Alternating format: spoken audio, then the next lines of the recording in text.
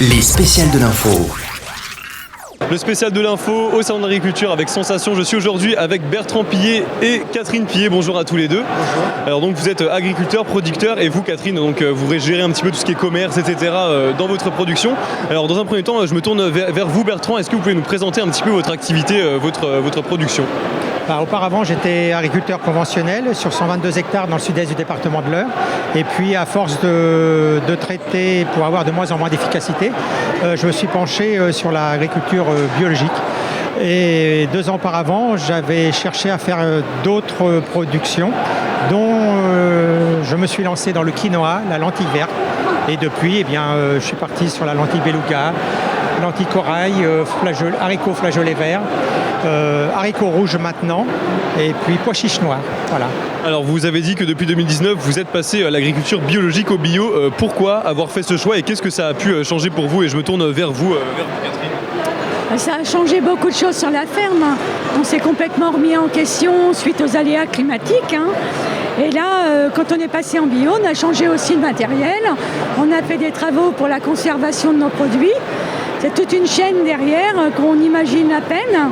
Mais c'est beaucoup d'efforts pour se mettre aux normes et pour commercialiser en circuit court. Le bio, c'est un enjeu pour vous en tant qu'agriculteur. Qu'est-ce que ça représente pour vous le bio ? Est-ce que ça serait peut-être l'avenir justement de l'agriculture ? Est-ce que tout le monde devrait se mettre au bio ? Alors là, ça va être difficile à dire, ça va être dur à entendre pour certains de mes collègues. Mais il est vrai qu'à un moment donné, les produits que l'on emploie ne sont pas sains, ou les produits qui les entourent aussi. Il faut peut-être se poser la question des produits autour.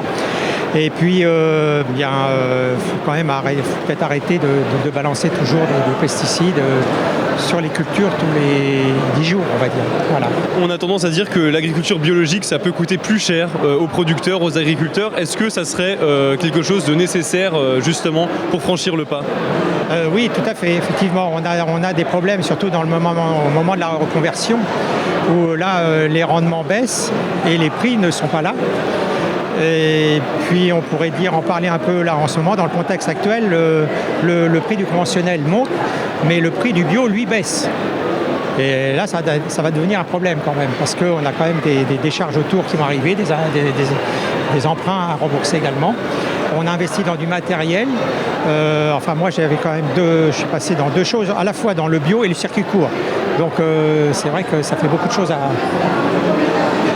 avaler.